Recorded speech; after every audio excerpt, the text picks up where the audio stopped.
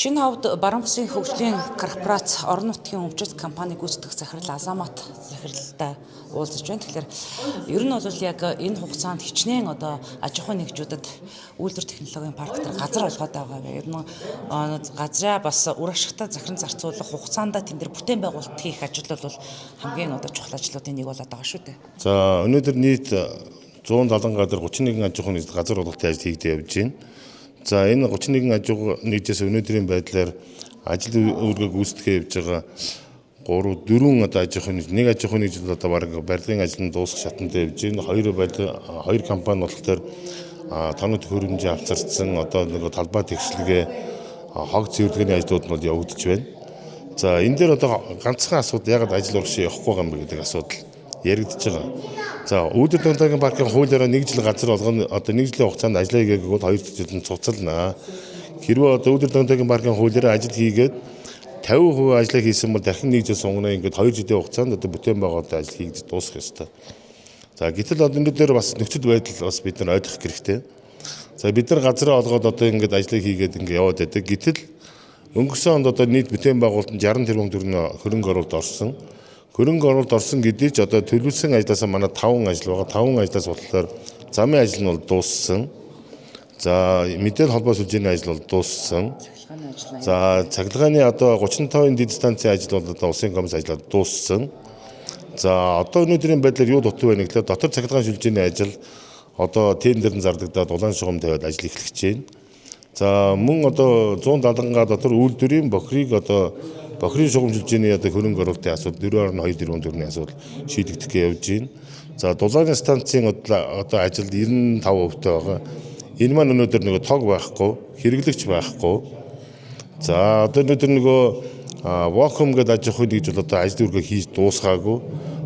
Учираас одоо ус байхгүй учраас одоо ингээд 95% гүйцэтгэлтэй ганцхан ховдын аж ахуйн нэгж байгаа. Бус нь Улаанбаатарын аж ахуйн нэгжүүдээс 3 ажлаа дууссан, одоо 2 нь бол дуусаагүй. Нэг нь ховдын аж ахуйн нэгж, энэ маань өөрөө нөгөө ус тог хэрэглэгч байхгүй учраас дулааны станц маань уурын станц маань ажиллахаараа унтрааж бодохгүй. Иймэрхүү нөхцөл байдалтай байна. За энэ маань яг хойшлогдсон гэхэлэр нөгөө график хугацаанд вакуум гэдэг одоо бидний хэлдгээр цүнхний компани тий. Яамн дээр шалгаруулсан аж ахуйн нэгжүүд маань ажлаа хийж дуусгахаас өмнө одоо 60-70% гүйцэтгэлтэйгээд мөнгө аваа явчихсан байсан. Дахиад төлөвлөгөө боловсруулаад дахиад төлөвлөгөө гаргаад зунжингаа одоо ажлыг хийлгэсэн. Хийлгээд одоо 85% гүйцэтгэлтэй. Инженер техникийн ажилчид нь байхгүй. Цүнхний компани ганцхан инженертэй ажилчин байхгүй. Одоо техник хэрэгсэл байхгүй. Өнөөдөр гүйцэтгэл нь байхгүй. Тэгэхээр энэ одоо хууль хяналтын байгууллагад одоо ирсэн яамны сайд удирдлагууд бол удаа өдөр болгон хийсэн ажлуудад танилцуулаад явуулсан. За яг сая дээр салбарын сайд нэрээд ус мэдлэлтэй авч болно шүү дээ. Гэхдээ энд хөрсөн дээр яг юу болж байгааг ойлгохгүй мэдлэлтэй аавна, ажил нь урагшлахгүй байна. Энэ ийм өрөөсгөл ойлголтуудаа яг тиймэрхүү байдалтай хариулсан байдаг. Попорч болно тий. Гэхдээ юмд хязгаар хэрэгтэй юм ойлгох хэрэгтэй. Монгол улсын засгийн газар өөрөө одоо дорнод хинти дорнод чойр эмээлт дархан ховд гэдэг хамгийн их ажил нь сайн явж байгаа нь ховд. Өнөөдөр сая би одоо улсын хурлын дарга Бямцогт за мөн сангийн сайд Мэнд сайхан мөн одоо салбарын одоо яамны удирдлагуудтай бүгднтэй нь уулзаад ирсэн. Та бүгд одоо энэ мэдээллийг авч байгаа. Аль болох одоо энэ ажлыг явуулъя бүтээе гэсэн ирэмэлзэлтэй байгаа. Өнөөдөр аж ахуйн нэгжүүд маань газар авсан хэдий ч нөхцөл байдлыг бас ойлгох нь зүйтэй. За зарим аж ахуйн нэгжүүд байгаа. За жишээ нь 1 га газрын захиалга өгсөн байж 2 га өгдөг одоо ямар судалгаа шинжилгээгүй, тууцын хуралд тогтоож шийдвэр гараагүй. Ер нь бол тэгэл урд нь тийм байсан бол одоо өөрчлөгдсөн, цаг хугацаа өөрчлөгдсөн, бодит байдлыг мэдээллийг бодит үннийг мэдээлнэ. За одоо хөрөнгө оруулж байгаа аж ахуйн нэгжүүд бол байгаа. Энэ хүмүүс одоо нөгөө ажилтнаа уялдуулаад дэд үтсийн шийдэгдөхээс өмнө өөрсдийнхөө дэд бүтээн байгуулалт өөрсдийнхөө нөөц бололцоогоор ажлуудаа эхэлж байгаа аж ахуйн нэгжүүд бол байгаа. За мөн одоо тэмээний сүүний үйлдвэр одоо үйлдвэрийн хүмүүс мань ирээд одоо өчтөр одоо уулзаад ярилцаад үйл ажиллагаа эхлэе, бүтээн байгуулалтыг эхлэе. Мөн өндөр хүчлийн шугам сүлжээний хүмүүс нь хөрөнгө оруулагч нартайгаа ирээд аж ахуйн нэгжүүд нь явж байна.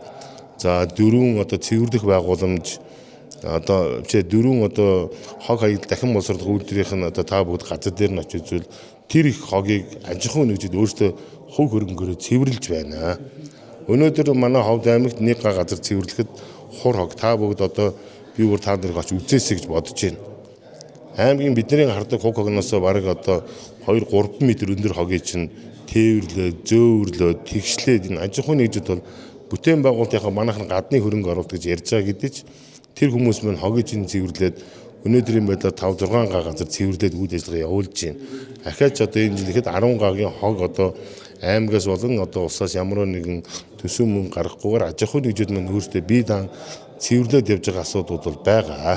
Тий. Тэр Вокум компаниг бол бас ажлаа дутуу хагас хийгээд улс орон нутгийн хөгжлийг бас тодорхой хэмжээнд одоо гацааж ийн гэж та яриандаа дурдлаа. Тэгэхээр энэ компани тухайд бол ажлаа дутуу хийсэнтэй холбогдуулаад хууль хяналтын байгууллагууд ер нь өгсөн зүйл танаа газрын зүгээс байгаа юу? За манайх бол одоо жишээ нь манайх хөдөөж байгаа маань газрын албатай гэрээ байгуулад газрын албатай манайх нь одоо мөн гэрээ байгуулад нөгөө захиргааны өмнөх аж ахуйн нэгж мөн одоо энэ үйлдвэрийн технологийн паркийн бүтээн байгуулалтыг цаашаа авч явах инженери техникийн ажилчид манад бол байна. Манайх өнөөдөр байгаа нөхцөл байдлыг хөдөөж яам гэрээ хийгээд аж ахуйн нэгжтэй гэрээ хийгээд сонгон шалгаруулалт зардаж одоо аж ахуйн нэгж олгосон учраас олгосон хүн одоо тэр асуудлынхаа одоо тэнд сонгон шалгаруулсан хүмүүс нь хариуцлага өгөөд тэрийг бол цааш нь өргөдөлдөд явах нь зүйтэй баг. Бид нар бол саналаа хэлсэн, бичгээрж явуулсан, саналаач хүргэсэн өдөр болгоны гүйцэтгэлийн ажил одоо манайхаас гарч байгаа тий. Манайх одоо зохион байгуулалт явж байгаа. Гэрээний хугацаа байгаа шүү дээ газар олголтын гэрээний нэг ч хэрэг одоо хашааны шон татаагүй, хашаадтаагүй, ер нь бол ажлаа эхлээгүй, газраа хураалгахад одоо бэлэн болсон аж ахуйн нэгжүүд байгаа юу? Байгаа. Би сая хэллээ. Аж ахуйн нэгжид газар олголт хийглээ 14 өндөр гэрээ байгуулах ёстой. Манай нэгж болох ёстой. Гэтэл газрынхаа асуудлыг одоо шийдүүлсэн Улаанбаатарын аж ахуйн нэгжүүд бол байгаа. За одоо хурал дээр та бүхэн таач байсан манай тууцын хүмүүс байж исэн. Хурал дээр бол элдв маргаан гаргаад одоо газар авсан өнөөдөр гэрээ байгуулаагүй 8-9 аж ахуйн нэгжийн газрыг тууцын хурдаар дараагийн тууцын хурдаар хүчингү болгоно.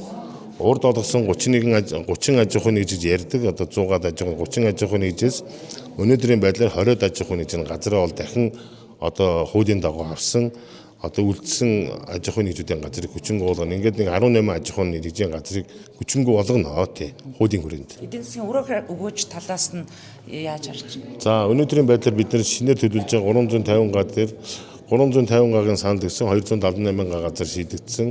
Өнгөрсөн тууцын хурдаар одоо 170 гагаас 10 га шинээр төлөвлөж байгаа одоо хүнд үйлдвэрийн бүс нутгаас 20 га нийт одоо Ховд аймагт тээвэр логистикийн төв бий болно. Энэ тээвэр логистикийн төв маань өнөөдөр гүний гайлтай бүх худалдаа 8 одоо зангилаа болсон үйлдвэр технологийн паркийн хамгийн том төшөж тулгуур одоо тээвэр логистикийн төв байгуулахаар одоо асуудал нь шийдэгдсэн хүмүүс нь зураг төсөв хөрсний судалгаа шинжилгээ хийгээ явж байна.